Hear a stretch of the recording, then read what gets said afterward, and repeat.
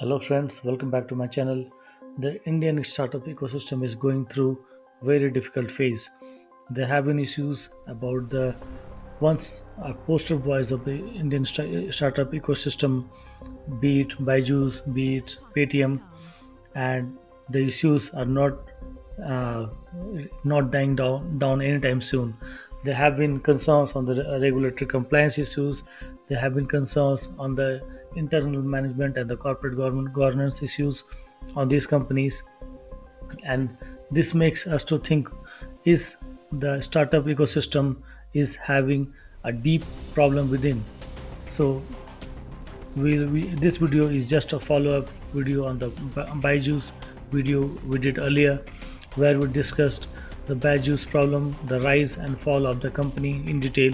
If you have not watched that video, then go to the link in the description, or you can click on the I button.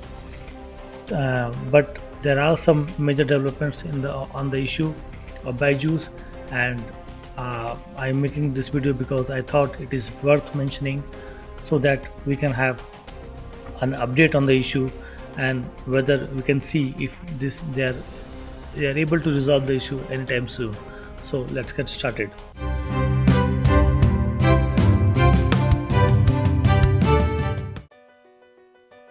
So the current issue is hovering around the dispute over rights issue. So EdTech firm Byju's right issue for $200 million, which is at a valuation cut of 99%, has been fully subscribed. So it should be a good news, right? Byju Raveendran will reportedly put 45 to 46 million dollars in the right issue to preserve his shareholding in the company. So that is also should be a good news, because if a promoter is putting money in the company, it shows the confidence he is having in his company. So what is the problem? The problem is the Byju's largest investors had called for an extraordinary general meeting this Friday, demanding to oust the company's leadership and rejig its board. But why it is so? Byju's, which was valued itself at 22 million for the rights issue, or at 0.1% of its peak estimated worth of 22 billion, had had given its top billing as India's most valued startup. So once the Byju's was valued at $22 billion, and now with this rights issue they are valuing it themselves at only $22 million, which is just 0.1% of its peak valuation. Byju's had moved the Karnataka High Court against the EGM called by the investors last week to reconstitute the EdTech giant's board and oust its leadership team. So you can imagine the problem. Byju Ravichandran Byju's, after whom the company is named, Byju's, the investors want to oust the founder itself. So this should be a very big problem if the investors are willing to do this. But the Byju's had moved the Karnataka High Court, and the High Court stayed any decision taken by the shareholders of Byju's in the EGM, and they said any decision will not be given effect till the next hearing on the matter on March 13th. So any decision whatever they have taken are put on hold till March 13th. Key investors have moved NCLT against Byju's right issue to protect their interest. So this seems very confusing, and a lot of it is happening in Byju's. So we'll see everything in detail in the next part of the video. So let's move on.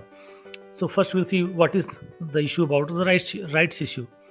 First we'll see what is the rights issue itself. A rights issue is an initiative to existing shareholders to purchase additional new shares in the company. This type of issue gives existing shareholders securities called rights. With the rights, the shareholders can purchase new shares at a discount to the market price on a stated future date. So right now they are given rights, but they can convert their rights into securities at a later date, and these rights are given at a discount. So sometimes it is seen as a reward for the existing shareholders or the loyal shareholders for the company, and the company is giving shareholders a chance to increase their exposure to the stock at a discounted price.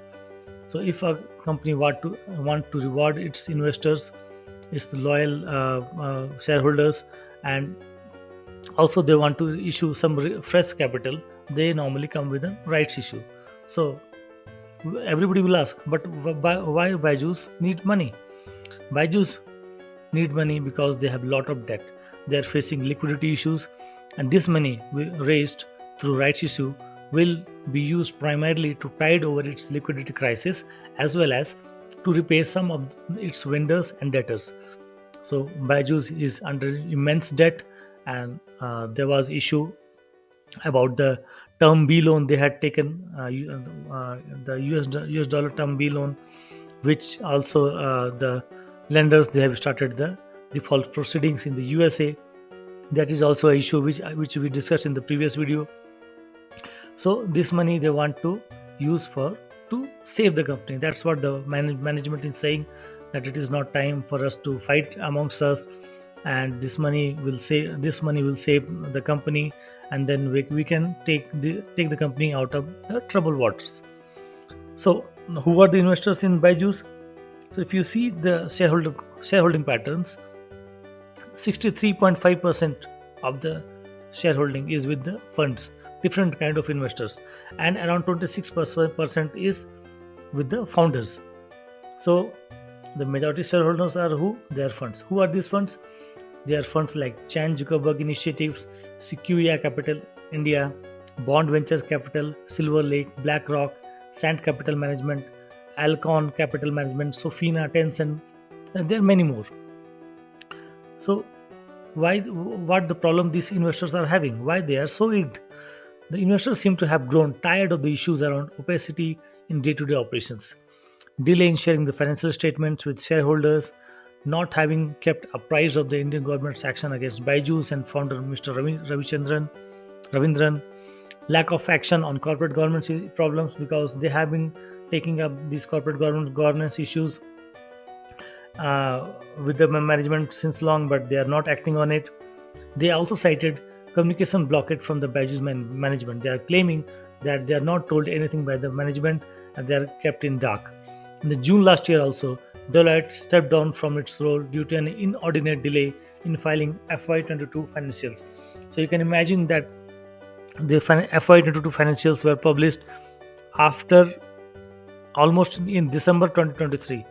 So it was a delay of almost 1 year, and also the top directors from the management they also stepped down last year due to the same corporate governance issues, but the company has not done anything regarding this. So investors they are now fed up and they want to oust Mr. Ravindran, Byjus and his family members from the board, because if you see in the board only Mr. Byjus, his wife and his brother, they are the only directors and they are running the show, which has not gone down well with the investors. So what they have called, the investors have called for an EGM. What is this EGM? EGM is an extraordinary general meeting. It refers to any shareholding meeting called by a company other than its scheduled annual meeting. What is annual meeting? So as per law, all the shareholders have to meet once in a year to discuss important issues of the company, discuss the financial results and any dividend or any thing about the company which needs shareholders approval, and for that approval an AGM, annual general meeting, had to be called. But what is an EGM? EGM is called between any annual meeting. So an extraordinary general meeting is utilized to deal with urgent matters that come up between annual shareholders meeting. So what if any urgent issues come up which require shareholder approval before the next annual general meeting? So to address that issue, an EGM is called. That is why the name extraordinary general meeting. So it is not ordinary, but it is important, so it is convened. So EGMs are often considered for emergency measures only and to discuss emergency issues. So what happened? Because last Friday the EGM was called by the investors, and we'll see what happened at the EGM. So Byju's major investors voted to oust founder and CEO Byju Raveendran. They also voted to remove his family members from leadership position at the company. The investors are claiming that over 60% of the investors voted for Mr. Raveendran's removal. They also resolved to constitute new board which will include 9 members, 1 founder, two executives from the group companies, three shareholders, and three independent directors. They will be appointed on the board of the directors of the company at a subsequent meeting of the shareholder, which will be held no more than 30 days from the date of this EGM. So the investors they want Mr. Ravindran out um, within 30 days from the date of this EGM and reconstitute the board. They also resolved to appoint, within a period of 30 days from the date of this EGM, a forensic expert from amongst the big four accounting firms or any of the top 10 national law firms to investigate various allegations of the mismanagement in the company. So they want the management to be out, and they also want a forensic expert to examine the working of the company, the financial dealings, and everything. So what is the company's response on this? So Byjus rejected all the resolutions passed by the investors.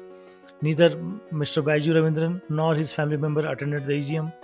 They are also claiming that since they are holding 26% of the stake in the company, the quorum is not complete for the EGM. Investors are creating an artificial crisis in the company, and everything is well within the company. That is the claim by the company, Byjus. So these decisions in the EGM, they will remain on hold until March 13, as Byjus Enforcement had filed a petition against the decision of the investors, which we discussed in the beginning of the video. The validity of the EGM and the resolution passed will now be decided by the NCLT and the Karnataka High Court, and there won't be any immediate implications of their resolve.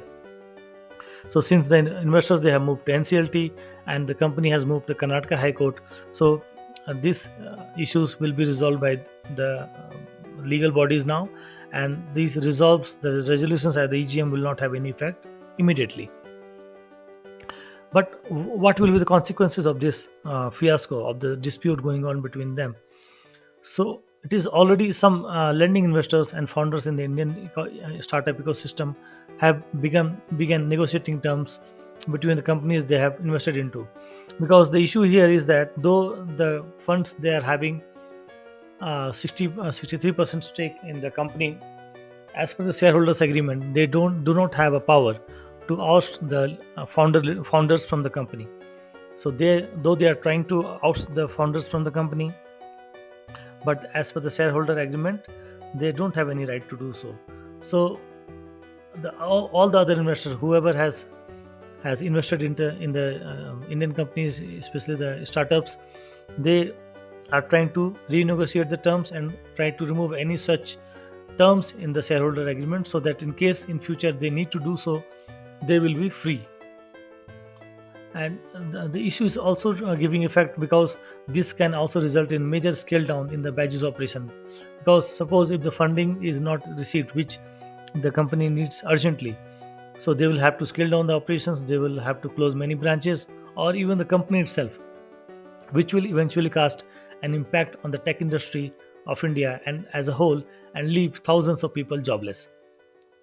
The most damaging effect is that on the Indian startup ecosystem and funding, because of the serious concern on corporate governance issues.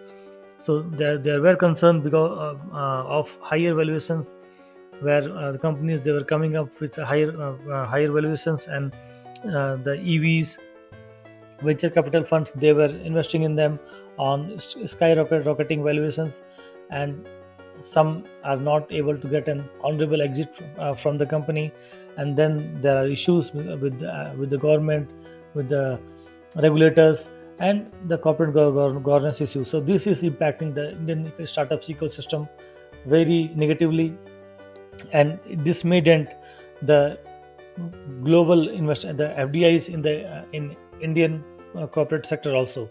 So the government need to take stock of the situation, see how they can fix these issues in the startup ecosystem, because generating a hype is easy, but sustaining is very difficult. So all the regulator, the Ministry of Corporate Affairs, the SEBI, everything, they have to put their act together and solve these issues, because it is not an issue of Byjus or Paytm. It is issue about the startup ecosystem of the country, and which is very important if India want to be in the top 3 economies of the world. So thank you, friends. Thank you for watching the video completely. I hope this video will be helpful to you. If you think this video is worth watching, please give it a like and share it with your friends, and also subscribe to our channel, because we keep on bringing this kind of videos always. So thank you for watching once again, and see you in our next video. Till the time, take care and bye bye.